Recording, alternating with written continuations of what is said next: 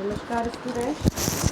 So let's continue the topic French Revolutions. So many things we have discussed in this chapter about the French Revolution and the topic some revising the all topics, the Bastille Fort. Then we discuss about the French society during the late 18th century.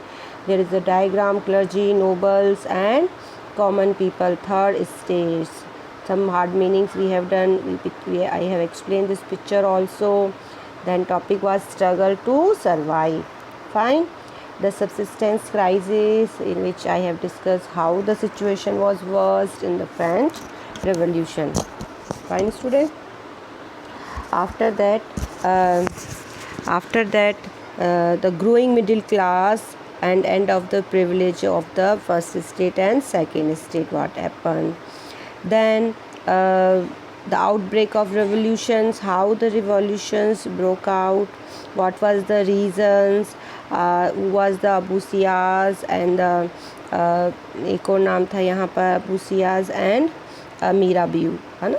They both are related to the nobles and the clergy group, but they support to the third state. Then how the France become the constitutional monarch systems. Some powers were given to the judiciary, executives and legislatures. There is an active citizen and passive citizen. Fine.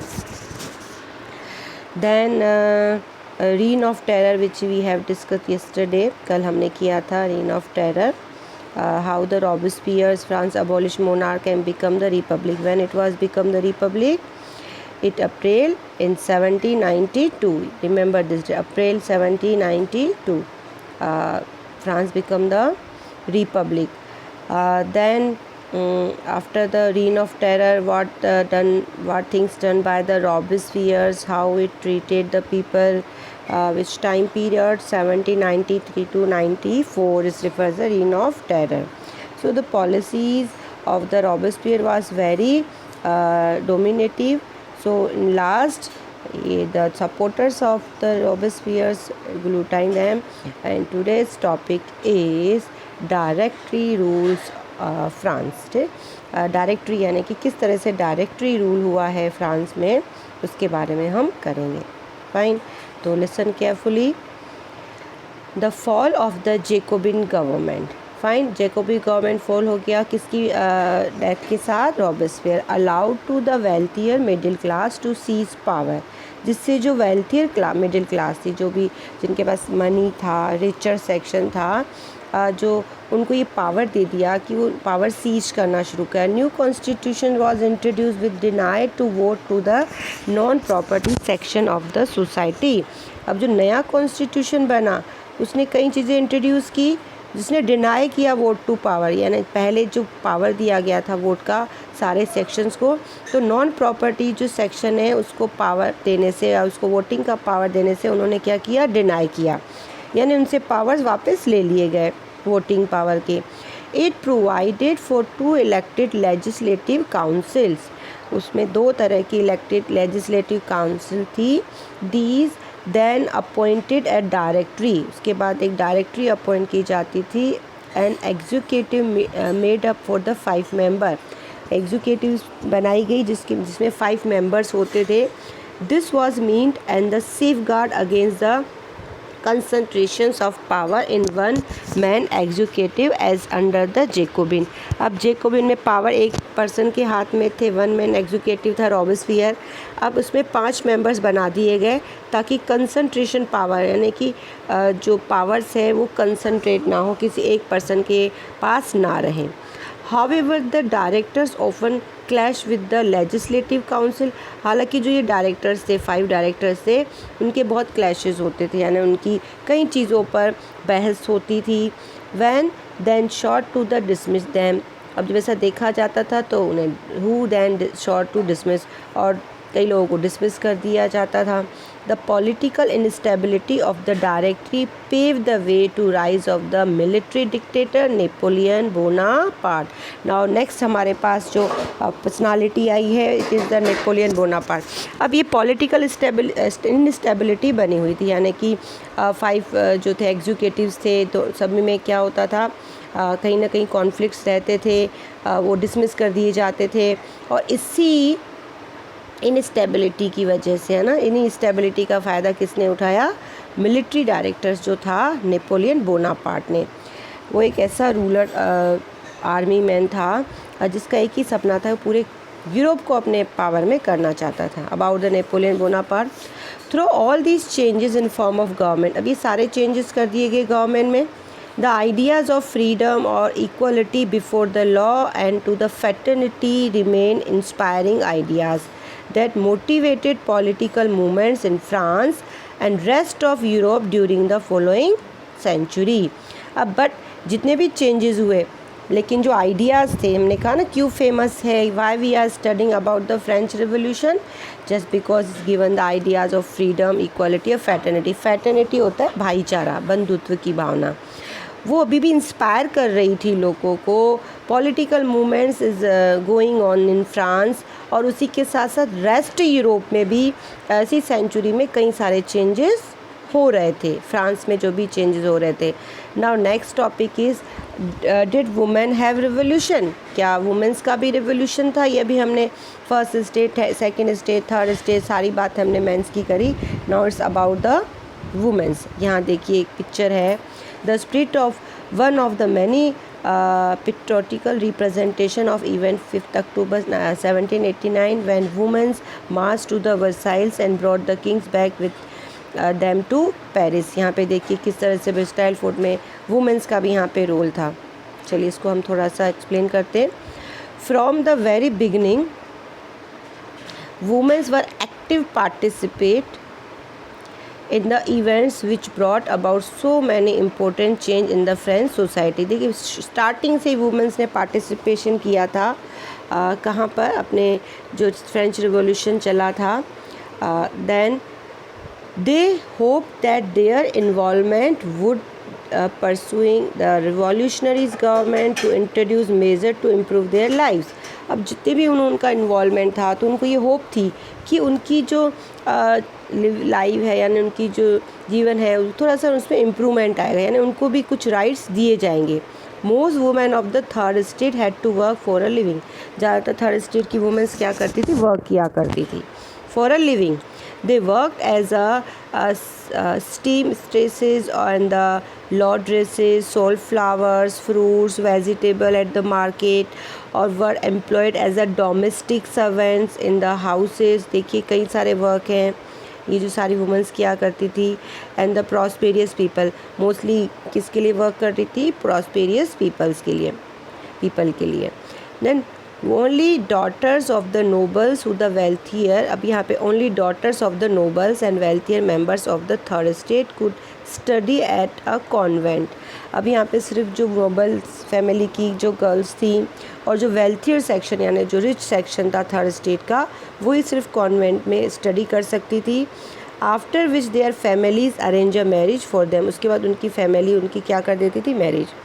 Working women had also a care for their families, that is cook, fetch water, queue up for the bread, look after the children. बाकी mostly जो families हैं उनकी women's काम करती थी, जैसे cook करना, खाना बनाना, फैच वाटर, पानी को खींचना, Q up for bread, line में खड़े होना, लुक आफ्टर देयर चिल्ड्रन, अपने बच्चों की देखभाल करना. Their wages were lower than those of man, उनको मैन से कम क्या दी जाती थी? Salary. We are discussing about the situation of womens that time. In order to discuss and voice their interests, women started their political clubs and newspapers. Now यही चीज़ें discuss करने के लिए, उनकी आवाज़ को उठाने के लिए वुमेंस ने भी क्या किया? पॉलिटिकल क्लब्स बनाए, न्यूज़पेपर्स बनाए. About 60 women's club came in different French cities. 60 women's clubs थे कोई डिफरेंट सिटीज़ में, अलग अलग सिटीज़ में. The society of revolutionary and the Republican women was most famous of them. दो बहुत ज़्यादा फेमस थी वुमेंस ग्रुप, एक तो society of revolutionary and Republic women, ये दोनों ही ग्रुप जो थे वो बहुत फेमस हुए। One of their main demand was the women enjoy the same political right. उनकी मेन डिमांड क्या थी कि सभी को पॉलिटिकल राइट्स मिले एज मैन के तरह। Women were disappointed that constitution of 1791 reduce them to the passive citizen.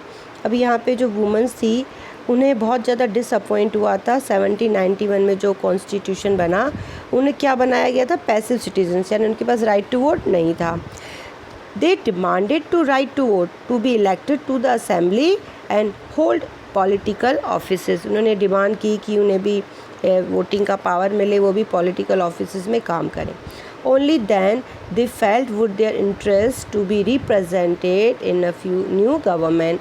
तभी उन्हें लग सकता था कि नई गवर्नमेंट में उनका भी इम्पोर्टेंट रोल है।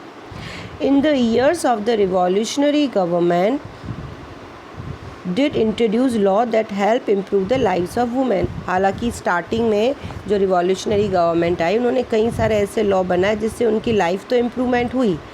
Together with the creations of the state schools, क्या क्या किया गया, state schools, schooling was made up compulsory for all girls के लिए स्कूलिंग कंपल्सरी कर दी गई थी। Their fathers could not longer force them to the marriage against their will. कोई भी फादर अपने बच्चों की जो डॉटर है उसकी शादी उसकी मर्जी के बिना नहीं कर, ऐसे कई सारे लॉ बनाए गए।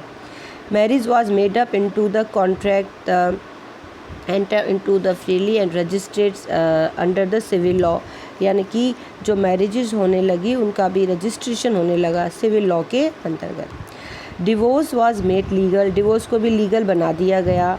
And could be applied for by both womens and man. These are the revolutionary step which were taken by the earlier, यानी कि वो अप्लाई कर सकते थे किसके लिए, डिवोर्स के लिए। Women could now train for jobs, could become the artisans and run small businesses. Women's को भी ट्रेन किया जाने लगा जॉब्स के लिए और जो छोटे छोटे स्मॉल बिजनेसेस हैं उनके लिए। Womens struggle for equal political, अब वुमेंस का जो स्ट्रगल था वो किसके लिए था, equal political rights. However continue during the reign of terror, terror में भी उनको राइट्स रहे, political rights. The new government issues law ordering to closes of the womens club. अब यहाँ पे जो नई गवर्नमेंट आई उन्होंने वुमेंस के क्लब को क्लॉज बंद करने की कोशिश की। बैनिंग देयर पॉलिटिकल एक्टिविटीज़, उनकी सारी एक्टिविटीज़ को बैन कर दिया गया। Many prominent women were arrested and number of them executed. बहुत सारी वुमेंस को अरेस्ट कर लिया गया और कहीं को एग्जीक्यूटेड यानी फांसी पर चढ़ा दिया गया। Womens movements for the voting rights and equal wage continue through the next 200 years.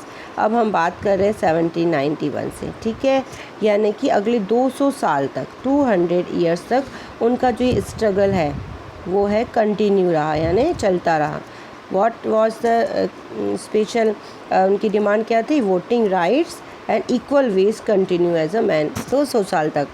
Countries of the world, पूरी वर्ल्ड की कंट्री में the fight for the vote was carried out through the international suffrage movement during the late 90th century and early 20th century. अब जो suffrage का मतलब होता है vote for all, है ना, तो ये जो मूवमेंट रहा वो ड्यूरिंग 90th और 20th सेंचुरी तक चलता रहा। The example of the political activities of French womens during the revolutionary years was keeped alive in inspiring memory. हालांकि जो रिवॉल्यूशनरी ईयर्स थे, जो पॉलिटिकल एक्टिविटीज़ थी उसे जारी रखा गया। एंड लास्ट क्वेश्चन यहाँ पे बनता है हमारा, when was the French womens got right to vote, and in finally 1946 the women in France won the right to vote. अब देखिए 200 ईयर्स लग गए उन्हें राइट टू वोट मिलने में। ये वो टाइम था जब मोस्टली यूरोपियन कंट्रीज़ में वुमेन्स को क्या मिला था, right to vote. So it is the conditions of the womens during the French revolutions. These are pictures of the slave women queuing up in the bakery. किस तरह से bakery पर वो खड़ी हैं, ठीक है, ये कुछ सिचुएशन आप देख सकते हैं किस तरह सिचुएशन थी वुमेंस की। Then next topic which I will discuss you in the next chapter, it was the abolition of slavery. Slavery was the practices in which the mostly जब bounded laborers were there. दास प्रथा इसको कहते हैं, है ना, दास प्रथा, यानी कि लोगों को ख़रीदा और बेचा जाता था और पूरी लाइफ के लिए उन्हें अपने ऑनर के लिए क्या करना पड़ता था, फ्री वर्क करना पड़ता था. So slavery is not concept only in the which practice in the France, it's practice all over the Europe. What was the conditions, क्या क्या चीज़ें रही, I will explain in next lecture. There is some pictures of the slavery, and last topic is the revolution and everyday life. Then your chapter will be complete. Fine students, so today's lecture was about the women struggle in the French Revolution. What was the conditions, what rights they have got, and for what rights they have struggles, and when they got the right to vote. They got the right to vote in 1946. So students, thank you and have a nice day.